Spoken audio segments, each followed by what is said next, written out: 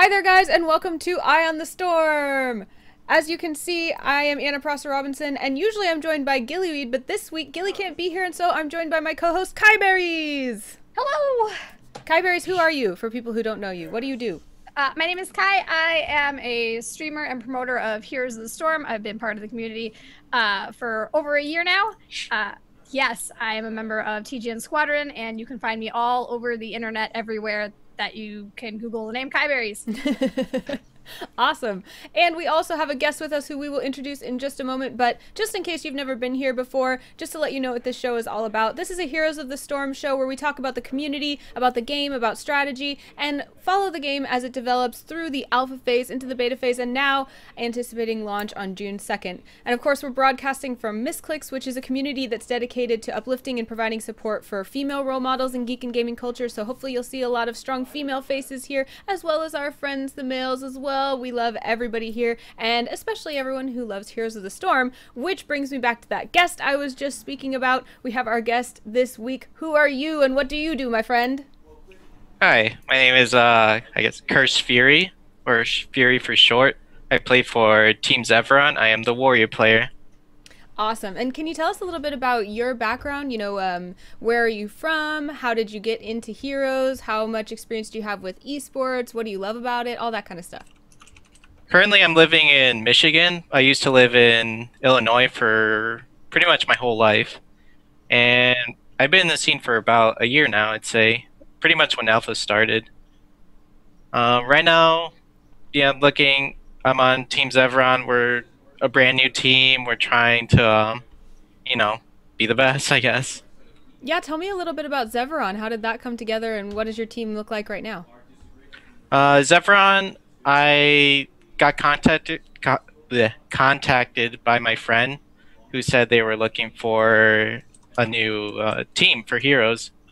And yeah, this guy, I contacted him and he wanted to make a new Heroes team, and I told him we were a fresh team, and since he was a fresh organization, we were a fresh team, it's worth a shot. Yeah. What do you think characterizes your team in terms of, being new? People probably haven't watched you guys play too much, but what characterizes your gameplay? Like, what do you think we're going to see come from you guys? Well, so far, people like to see our cheese comps, they like to call it. But, yeah, I'm surprised how fast we developed in this new patch, especially for, on the day of WCA we had to play. A lot of things changed, and we really developed quickly. That's awesome. Well, you play Warrior. Who are some of your signature heroes? I would say last patch was a lot of Diablo etc. Right now, I think Diablo has fallen off, so it's going to be probably Muradin etc. and a new Barak. I love me some Dibbles. Yep. Farewell, Lord Dibbles. No. Rest in pieces. No, I still believe. Well, anyway, today we're going to cover a few things. There's a lot of big news in the Heroes of the Storm world this week. First of all, in community news, we're going to talk about the Heroes of the Storm World Championships, which were just announced and are very exciting. And, of course, we're going to cover the patch as well and talk about some of the changes that have happened to the game as we anticipate that launch on June 2nd. Then we will have a play session where you guys can ask questions of our guest Fury and Kaiberries if you like. We're also going to have a Kael'thas build and talk a little bit about Kael'thas. Fury is going to play Kael'thas for us during that play session. You guys can tweet us or ask us questions during that time, and then we'll follow that up with a short community spotlight of some content that we have out in the community that we think you should look at. We'll let you know where to find streams and stuff like that, and then we will say goodbye. So let's get right into it, guys. Sounds good. All right, let's start with this Heroes of the Storm World Championship. Kai, tell us what this thing is while I bring it up so we can show people. Okay, well, this is going to be huge. There are a bunch of teams playing, 2 teams from America. We've got representing NA, we have 5 teams, 1 from Latin America, 1 from Australia, New Zealand, 1 from Southeast Asia, 2 from Europe, 2 from China, 1 from Korea. I think I have the numbers right. There's a lot of numbers in that. I know, right? That are all going to come together and play at BlizzCon for the finals. It's going to be huge. The biggest Heroes of the Storm tournament to date. And I think that one of the first LAN tournaments for Heroes of the Storm. Yeah. Let's see. I mean, I guess we had the show match, like the invitational at BlizzCon last year, but and definitely Heroes of the Dorm finals. Yeah, but definitely not like a proper LAN like this one. Which is what we've all been looking for and pushing for, was for real LAN tournaments, because that's where the real pros are at. Yeah. So that's awesome. And of course it's going to have a huge prize pool, which not just huge for Heroes of the Storm, but huge for any esport event, gaming event at all. I mean, just gigantic. The total prize being like 1.2 million. Yeah. Yeah, the prize pool is 1.2 million. 500,000 of that will be given away at BlizzCon, which will be the top 8 teams, if I'm remembering. Yeah, 8 teams will compete at BlizzCon, and then the actual champion team will walk away with $200,000. So, I mean, I guess when we look at prize pools, when you look for like what's the biggest prize pool in esports right now, you think of maybe like the International or something like that. 1.2 million is not far off from where the International was a few years ago, and that's a big deal to me. I mean, we don't see prize pools like that very often, and for this to be one of the inaugural tournaments, you expect it to be kind of like, okay, we'll try it. Here, we'll put a little money into it and see what happens. But this is not a little money. Yeah. It's a lot of money. And I mean, Blizzard is very kind.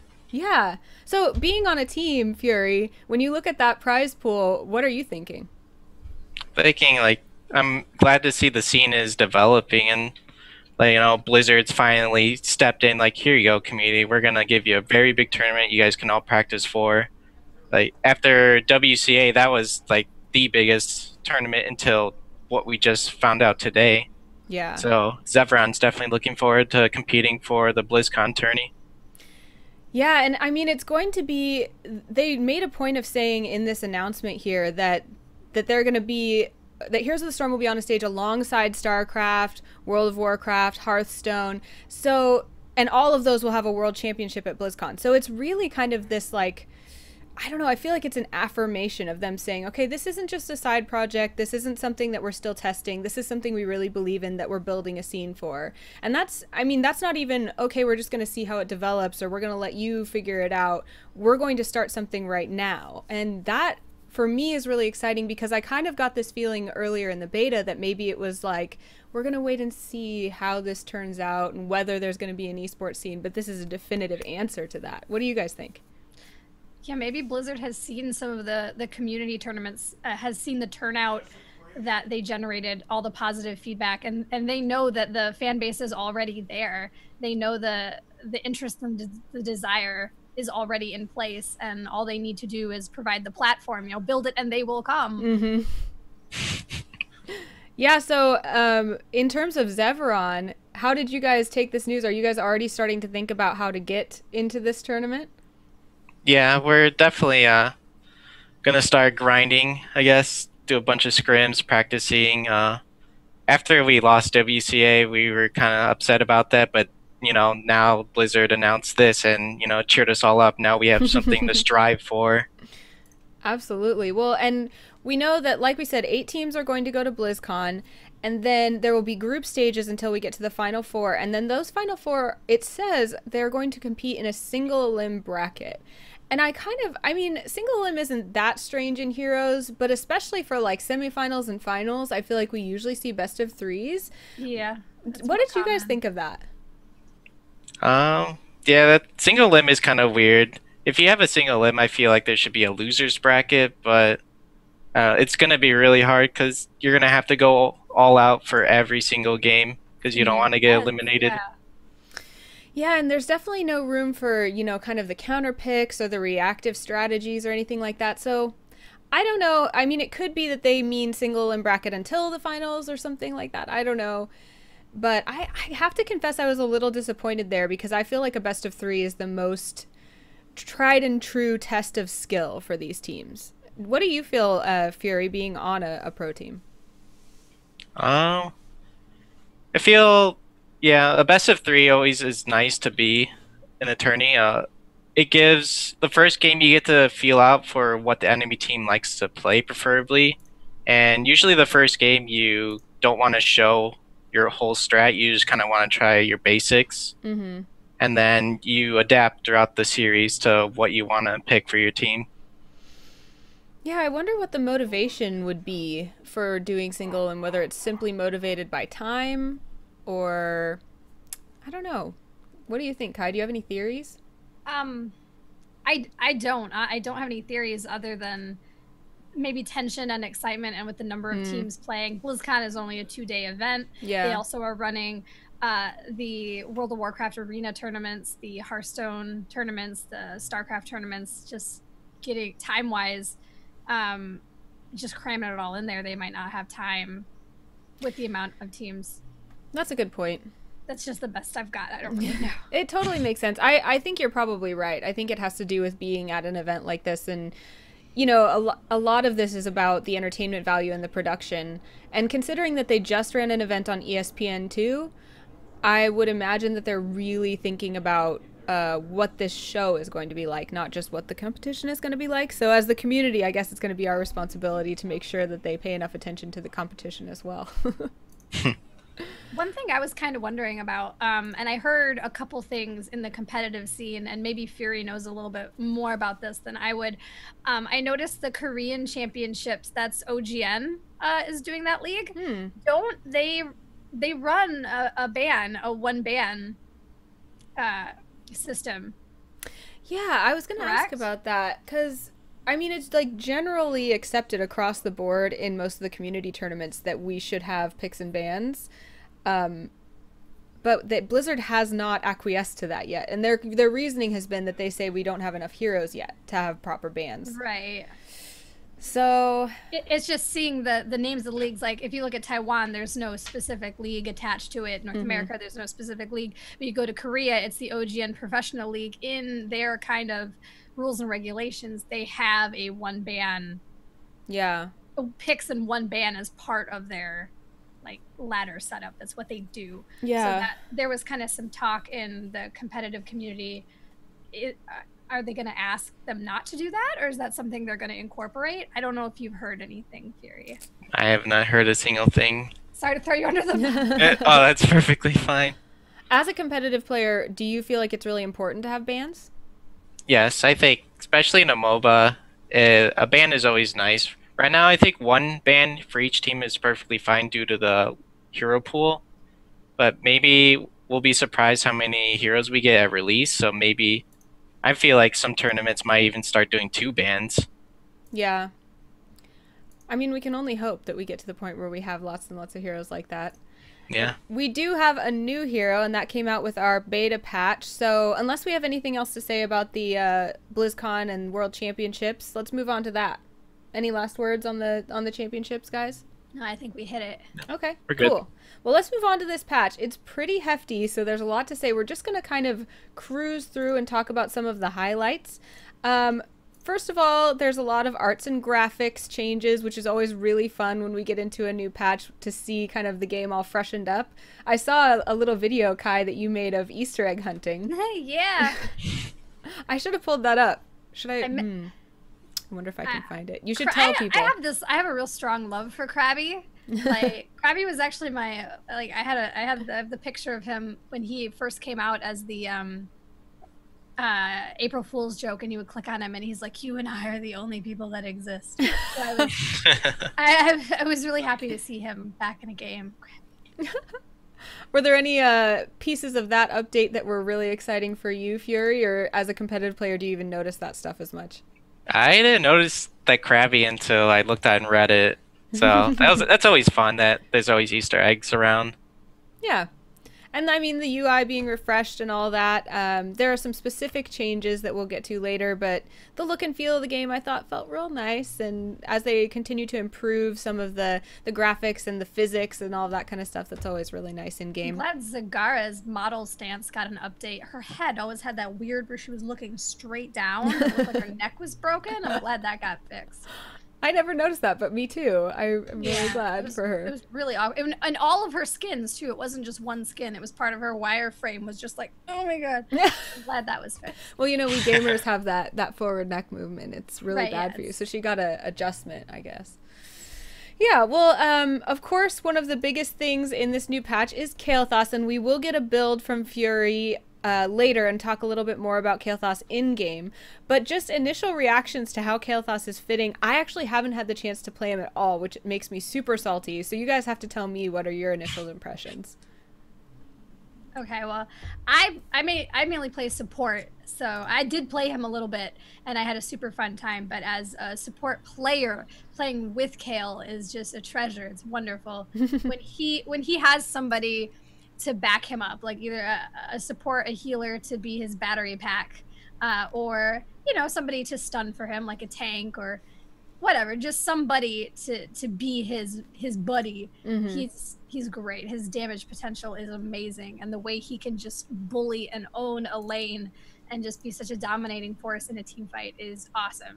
He's awesome. Just awesome. And Fury, you said you've gotten a chance just to play a little bit with Kael'thas, right? Yep, I got 1 game in today. I feel proud. What did you think? I feel he's definitely really team reliant. You need your team to back you up because he does not have a single escape until level 20 if you decide to take Bolt of the Storm. But overall, I think he's really, really solid. He does a lot of damage. If you go the right build, you can poke from afar and be pretty safe. Cool. So how do you guys feel like he fits into the current spread of heroes? Like what hole is he filling? I would definitely say the burst comps. Okay. So any lockdowns, maybe like with Tyrael or Nubrak now, we can lock down people. So if you go Pyroblast, you can cast it without getting interrupted. Awesome. Yeah, his damage is really, really heavy. He's one of the first. We talked about on my stream how the way Heroes is built right now with the heroes that we have, not many of them fit the traditional carry that you would have in a MOBA. When you think about like the carry from other games, but Kael definitely is that. He's so definitely fragile and lacks so much mobility and does so much damage. That is where he fits. He is your team's carry. He relies on everybody else to take care of him, but if you do, he will do all of your damage. And but he's great at it. That's not a bad thing. His damage potential is insane. It's awesome. That's good. I'm glad to hear that his burst potential is big because I see so much just Jaina Vala, Vala Jaina, Jaina Vala Sylvanas, Jaina Vala. Like it's just always. So I like to see them diversifying that a little bit. So that's cool. Not even burst. I've seen some awesome comps that focus on Living Bomb and spreading Living Bomb, where he can sustain and just be this force in a team fight. And he's good. He's positive. I like it. Yep. We're very, very solid. He's probably overpowered. It is good. Well, speaking of positive changes, there was one kind of pet change that I was really excited to see. I don't know if I can find it in our notes here or not, but it's the click-through minimap. I can't tell you how many times, especially as Diablo for some reason, that I end up accidentally clicking on a minimap and running my face into somebody who's going to kill me instead of running away from them. So to explain what's happening, you can actually toggle off the fact that you can right-click on the minimap to go directly to that spot with your hero. So you can use it just as camera instead of as direction or any way that you feel comfortable. I don't know for sure what I'm going to find comfortable now, but I was glad that that's an option because at least I can't blame Blizzard when I die now.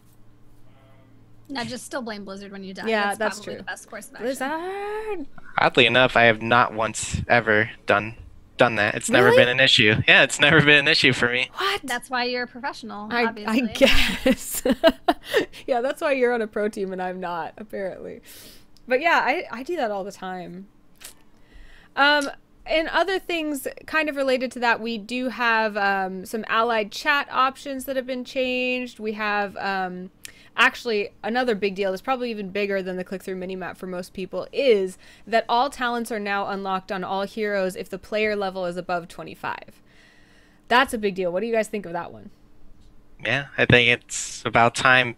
Lots of complaints on Reddit about talent gating and stuff like that. Mm-hmm.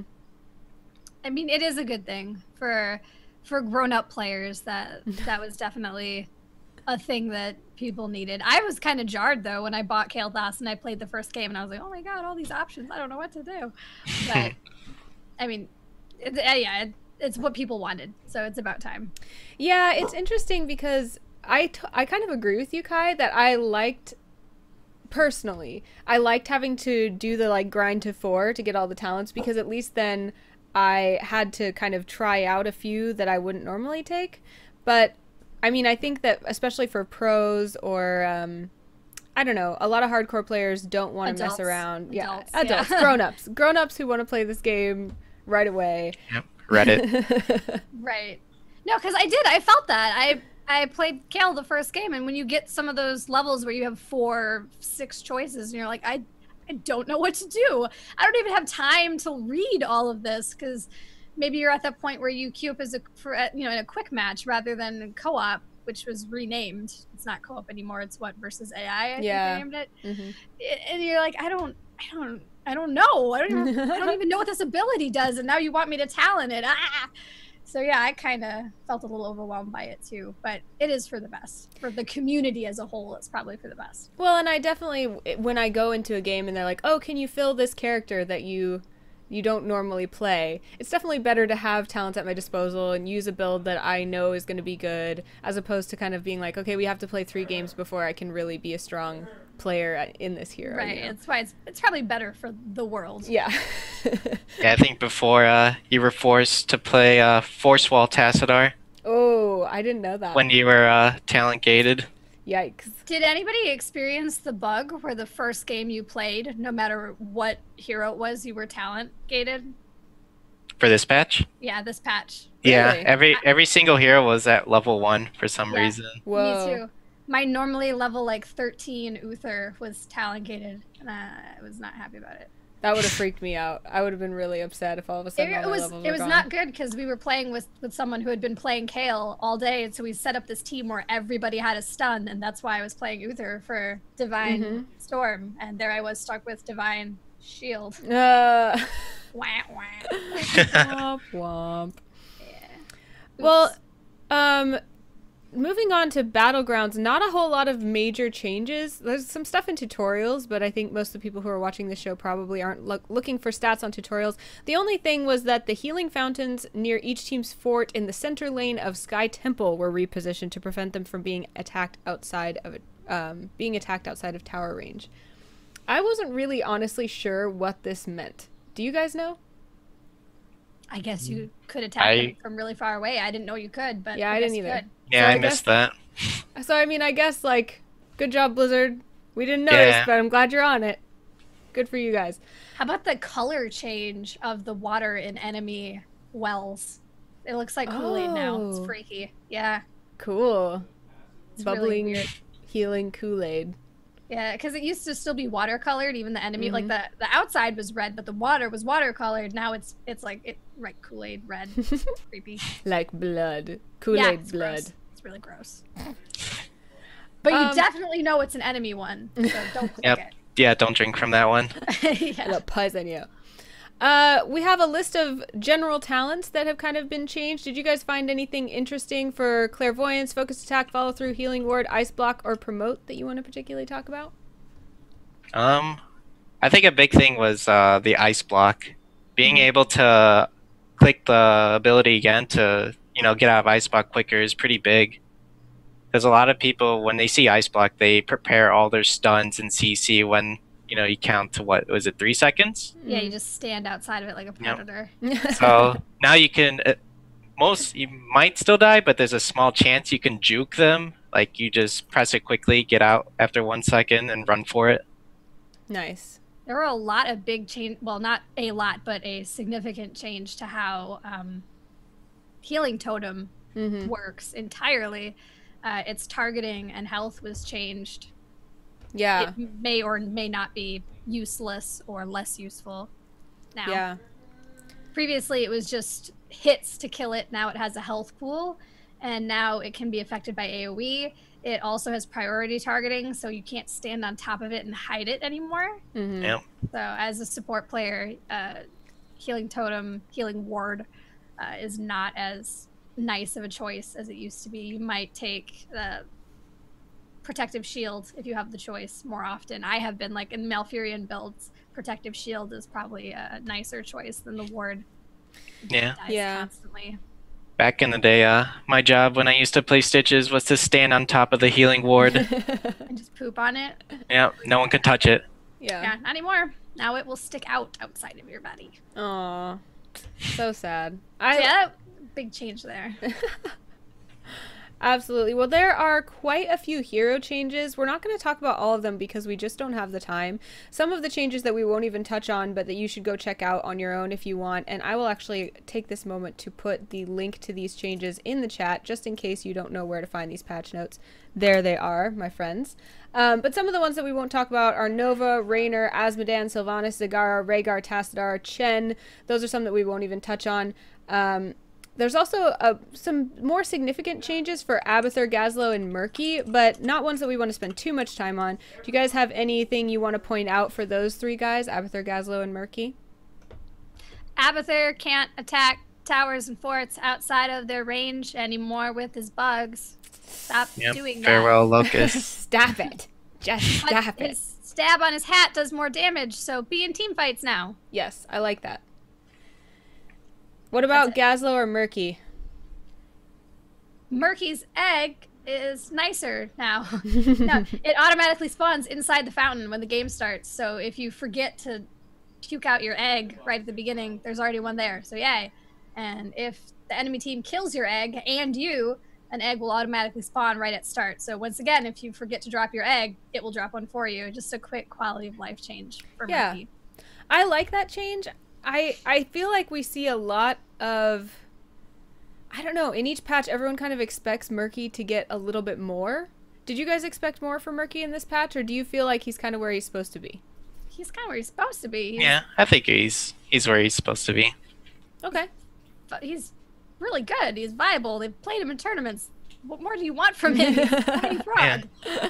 What more do you want? Fine, I'll be satisfied. I'll stop putting the pressure on Murky. All right, well, moving on, some of the ones that got big changes. Lost Vikings didn't have many changes, but they did have one very big one in terms of longboat raid.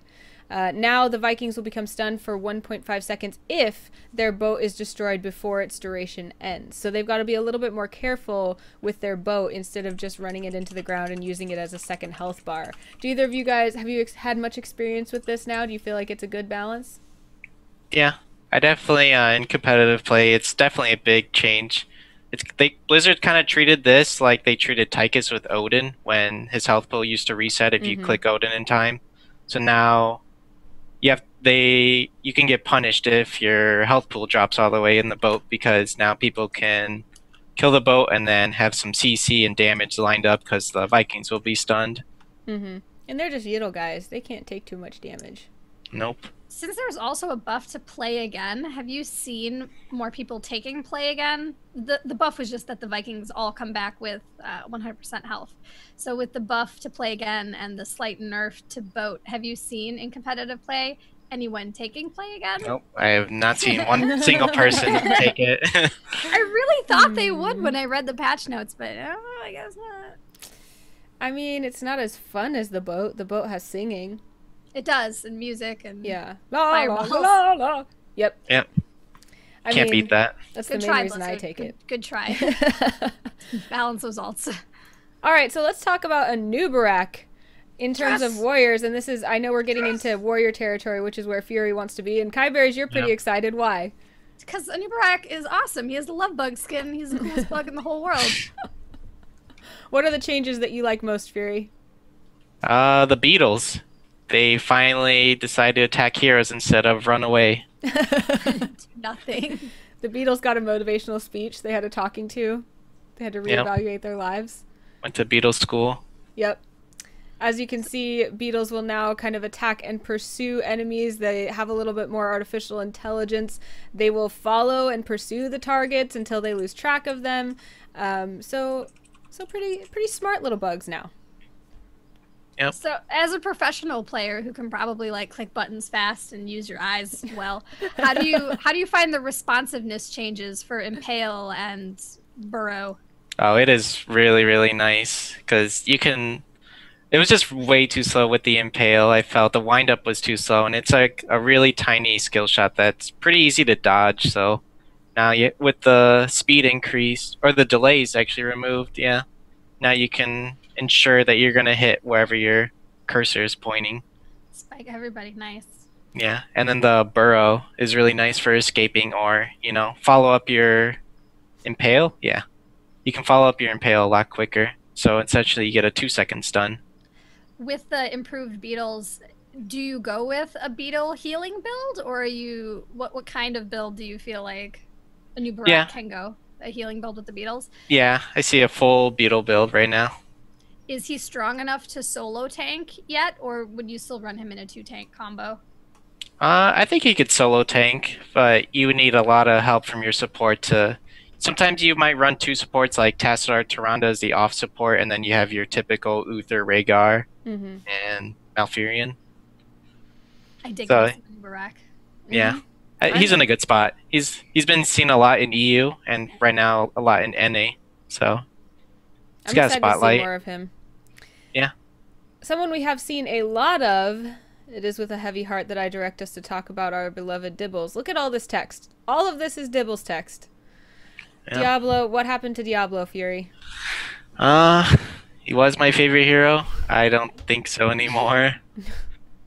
They really changed around his talents and made some new ones. That's good and bad. But right now, like, he just lost a lot of damage, I feel like, with the talents, because Firestorm got nerfed, and it's also in the same tree as some other survival talents you're going to probably need now. Yeah, I kind of was reading through this and going, okay, so here's my build. I can't pick that anymore. I can't pick that anymore. I can't pick that anymore. Can't pick that anymore. So my build is totally different.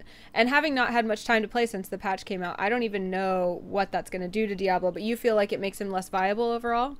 Yeah, I think the most important key that I feel like he's not going to be viable anymore. Last patch, everyone ran Diablo Tyrande. Every team at least had that combo. Yeah. And it's really hard to avoid it if you don't have a cleanse or you're not prepared. But, now they made it Shadow Charge, so Diablo is not unstoppable while charging. So a lot of things can happen now where you can get body blocked, so you can't get the flip off. Also, his stun, when Shadow Charge, if you hit him against the wall, they get a... I don't remember how long the stun lasts, but good amount of time to get your overpower off. But yeah, if you don't land the stun against the wall, you most likely will not get the overpower off. It's really difficult. Yeah, it looks like the stun duration when the target of Shadow Charge is knocked into a wall has been decreased from 1 second to 0.75 seconds. So, alright, well... It's rough that Diablo got nerfed right when he got the coolest thing. Yeah. Off the patch. I know. We have to mention that. In fact, Gilly actually said specifically that she wanted us to make sure to mention that Diablo has a mount, which is really cool. I don't know. Do you know the name of it specifically? I'm just gonna call it Running Wild because it looks like the war game. It's like something with terror, like Terror Charge or something like that. Something like that. I thought it was on this list, but I'm not seeing it. If you've ever played World of Warcraft, I don't know if you've ever heard of this game, but it's called World of Warcraft. Okay, there's a race. They're called Worgen. They're like dog people, and they get down on all fours. They have an ability called Running Wild. And that's what it looks like. Diablo gets down. If you're playing Kaiju Diablo, his big old tail goes up in the air. It's like awesome. And he runs. It's like the coolest thing, but you'll never see it because nobody plays Diablo anymore. Sorry. Yep. Well, rest in pieces. We can only hope that some savant will find the magical combination of talents and things and make Diablo reborn. But until then, let's take a look at his tanky brother, ETC, who is also, I mean, we were just seeing ETC and Diablo all across the board these days. But now, what are we going to see from ETC, Fury? Definitely he lost a lot of lane bully presence. You won't see him killing a lot of squishies just by himself. He lost a lot of those talents. I think you're going to see a lot more initiation ETC with his power slide. There's a lot of new power slide talents that he got, which is range, and then there's also width and speed for his power slide. And also with the mosh pits up, I want to say upgrade. Yeah, the mosh pits, they definitely buffed mosh pits, so you could definitely get a really easy mosh pit off. What is that talent, the level 20 talent? Where Tour bus. Tour bus. Yeah, where you can power slide the mosh pit. When I first read that, I'm like, that's cheating. You can't do that. So I was going to ask, I haven't gotten to play it yet. So when he power slides, does he power slide out of the mosh pit or with the mosh pit? With the mosh pit. So the mosh pit follows him. The mosh pit is Oh my moving. gosh. He's a sliding mosh pit, and then he stops moving, and it adds 2 seconds onto the mosh pit. It is cheating. It's not okay. It's not okay. So ETC not in as dire straits as our friend Diablo then. No, he's fine. No, he's good.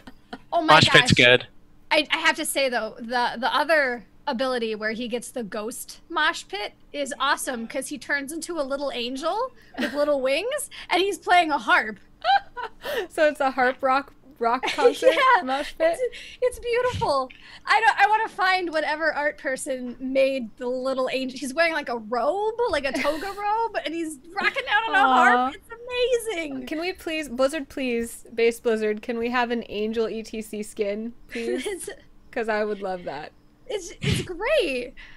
I saw it the first time. It was a Dragonshire game, and he died on the shrine, and he just starts harping out, and I had lost it. It was amazing. Thank you, Blizzard. You're the best. Well, in still thinking about tanks, let's also talk about Muradin. Not quite as few changes here for Muradin, but what's notable for Muradin? Definitely the level 1 talent Reverberation. It has now been increased from 33% attack speed reduction to 50. Oh, so much. So that's a level 1 imposing presence you have there. So what do you think we're going to see people using that for, and how is it going to impact the game? I feel like they buffed it because they see a lot of people are picking Illidan, and maybe that's the key reason why Blizzard's saying Illidan's in an okay spot, because they are buffing a bunch of different heroes that can deal with Illidan a lot. Mm-hmm. I always saw Illidan as a really situational hero too. Like the team, he needs a certain kind of team to support him to get his full potential. It's not like you can just throw Illidan into any team and he's just going to dominate no matter what. He's not that OP. Without proper support, he can die really easily. So that would be the definition of being OP. In any situation against any enemy, Illidan would always win. Well, he doesn't. Without proper support, he will die. He's actually pretty squishy. So I don't think Illidan's that OP. Yeah, I think that's really important to note, and something that I think Blizzard is really working toward is that every hero has their insane strengths and their crazy weaknesses, because that's what makes heroes so cool. You know, you want to have the drama. You don't want to have just a whole bunch of mediocre, like, kind of strong heroes with some kind of cool things. You want to have really cool things and really crazy annoying things for each hero. So I think that's a really good observation. Right, yeah, and like Fury said, now Muradin is a direct counter to Illidan. So even if the enemy team looks like they have a great stack team for Illidan, pick Muradin, because now you might have a way to deal with him besides just trying to, you see the enemy team drafting for Illidan, so you try to just pull him onto your team. Like, oh, I see they've got, Uther, Rhaegar, and whatever they're trying to draft for Illidan. I'm just going to pick Illidan. Well, you pick Illidan into a crappy situation, and you're just going to lose. Well, instead, maybe you should just draft Muradin, because now he's a hard counter for Illidan. Yeah, definitely a lot of teams are first picking Muradin. They're really valuing just that one change. And also, not to mention, that level 1 talent stacks with imposing presence. Oh, dang. So 100% attack speed reduction. Oh, wow. That's going to suck. Yeah. So do you think you'll be playing a lot more Muradin as the tank? Yeah, definitely. I've always liked Muradin. I've always liked playing him as a tank, just we don't really use them as much, but I think now with this patch we'll be using Muradin a lot more. Well, the final one that I wanted to chat about is Sonja, also on the list of warriors, and she certainly has quite a few changes as well. I just have never really found a groove with Sonja, but what do you think of her right now, Fury? I have not played... Actually, I played one game for this patch with her, and I haven't seen that much difference. I know her whirlwind duration got reduced, but the healing got increased for hitting heroes, and then less for minions. I think Kylie could talk more about Sonja, because I have not seen much of Sonja. I think most of the changes were just to force her into team fights more and to make her stop being like a lane clearing battery. There were also a lot of buffs to buffs or changes to poison spear or ancient spear to buff up the spear as well. Because a lot of the ways people would change her or play her in the past was to jump into bad situations and then back out into minion waves and whirlwind and use the minion waves as like a battery to heal her back up because her minion healing was kind of ridiculous. And so they took some of the healing off of whirlwind but added it back on when hitting heroes, and then shifted some of her damage off of seismic slam and maybe moved it onto her skill shot of ancient spear. So her overall play style was changed, but I don't think her damage was either increased or decreased. It was just moved to make you play her differently because people were playing her kind of cheesy. What do you think that's going to do to her overall kind of sustainability? Like, she's not considered one of those tanks that can really be the one who takes all the hits in a lot of cases. Do you think that this is going to change that at all? No. No, she's never been your like classic like Diablo or Murden or Arthas or any of the tanks that can like get in there and be your front line. She's still not. She's really like a glorified assassin, and she still probably is. Yeah. And she just doesn't do as much damage as an assassin, so it's like... Yeah, I think she's probably only going to fit in a double warrior comp. Yeah. And that's... I don't know. I know Ariat Crater got changed, her ultimate, and then the buff to it as well that makes the wall. I think they were trying to improve the functionality of that, but I don't know... if that's gonna, I don't know how well that will work out. When I played Sonja, or when I played with people who played Sonja, no one ever took Ariat Crater. It's not worth, because a lot of people can take Bolt of the Storm and just get out of there instantly. Right. So I don't know if those changes are worth it or not. So yeah, we'll see. But until then, Sonja and we still just haven't worked out our differences. One day. One day, indeed. Well, overall, what are your guys' impressions of this patch? Do you feel like a lot of the needed changes were made? Are you excited about what we're going to see in terms of changes to the meta? Yeah, I feel like the changes were good overall. Here, like, I was so excited for Nubarak changes because he's my favorite tank. I like Nubarak; he's awesome. So I'm glad he was changed. I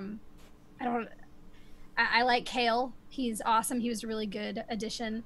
Some of the other just smaller quality of life changes were really good that were put in. Like the little things like they did for Murky were just nice. You know, it just lets you see that the devs are watching and they see where people are like forgetting or, you know, like, hey, we can do this to make the gameplay just a little smoother. So I feel like they were good. What about you, Fury? Overall impressions? Me personally, I feel every patch I have to stop playing one warrior that I really liked playing. So I think this patch it's gonna be a farewell to Lord Dibbles. A lot more Nubarak. I was confused about is how Arthas didn't get any. Yeah. He was like a bottom pick warrior, and he's still kind of like, Arthas, please. I know. Yeah, I think he'll come back. I guess he spent too much time at the top, huh? He was there for so long. He was. Now he's hanging out in the shadows with Kerrigan. He and Kerrigan are like partying it up, and they're just gonna jump out. Because their combo was so strong. The Arthas Kerrigan Rome. Remember those days? Oh man. Back in glorious days. Oh jizz. So I guess we have to wait for them to come full circle. All right, well, guys, if you have any questions for us about anything we've covered so far today, whether it's the World Championships or this patch, please feel free to tweet them at us with the hashtag StormShow or put them in chat. We will try to answer them if we see them. Feel free to spam us if you want in chat. Not too much, though, or the mods might get mad at you. I don't know. But in the meantime, we're going to get ready for our play session, but we are going to have a build for Kael'thas, which we have from our friend Fury. If I can find it, here it is. So I'm going to show it to you really quick, but don't worry, we're not going to go over it piece by piece yet. We're actually going to go over it in our play session. I will link that to you in the chat so you can follow along and learn as we go. And any final thoughts you guys want to say before we go into our play session, or should we just get to it? Well, Fairgrim in chat says, didn't they say Diablo and ETC were design changes and not balance issues? Yes. That was one of the, I forget which dev it was, did one of the, answered that in the AMA on Reddit, wasn't it? Or the discussion on Reddit when Kael came out. They had been planning those changes for like 5 months. Yeah, I think Dustin Browder also did an interview with that. Yeah, they've been planning that for a while. It wasn't based on those two heroes' dominance in the meta currently. They've been planning that for a while. They just didn't like the way their kits were playing out. Interesting. Yeah, that wasn't a reaction to the meta or their playstyle. It was an overall, like a design overall. Trying to say overhaul, but I'm having a really hard time with it. And, we can probably find a link to that, to the Dustin Browder interview, and the Reddit post should still be on the Heroes of the Storm Reddit. Yeah, that's where I read it, was on Reddit. So it's funny how that works, isn't it? yeah, like Maddie B Bad says, they've been planning it for months, like since January. They say when they're doing design changes, they plan them over a long period of time, but when there's a problem with balance, they move more quickly, like in the course of a month or weeks. And when it's a bug, like if we remember the infamous Abathur Tassadar bug, they can tackle that in a matter of a day. Right. So balance changes like this go way far out. Actually, this is a great question. Just right before we go, I know we're a little bit cutting into our play session time, but Glorianos asked, it's very cute, I was a little late, but do you guys think that Gazlo changes were enough to not make him Gazlo tier anymore? What do you guys think? I don't think. I think Gazlo's stuck in his own tier. The one nice change that I saw was his gravel bomb triggers a lot quicker. So once you see it, you have less time to react for it. So you can land a really nice gravel bomb pretty quickly. But overall, in the competitive scene, I don't really think he'll change much. But in solo queue, you might have fun. Yeah. I've seen a lot of, like, quick match pub game Gazlos that have done some cool things. Yeah. So. He's getting a new skin soon. I was going to say, he has really awesome skins, guys. Yeah, that brain. Really awesome skins. Yeah. If you guys haven't seen this most recent skin video, I highly recommend it. There are some crazy sick skins. It was almost enough to make me want to start playing Sonja. She looks like Gem in the holograms in her new skin, which is amazing. But yeah, so we're going to get into our play session. We're going to get our teams all set up, and then we will be right back. It'll be just a few minutes. The stream won't go down. You'll just be stuck on our pre-show screen here for a little while. So don't go anywhere. Have fun together. Tell each other how much you love each other, and we will be back. Talk about Gazlo skins. Yeah, talk about skins, and we will be back soon. See you in a little bit, guys. Bye. Bye.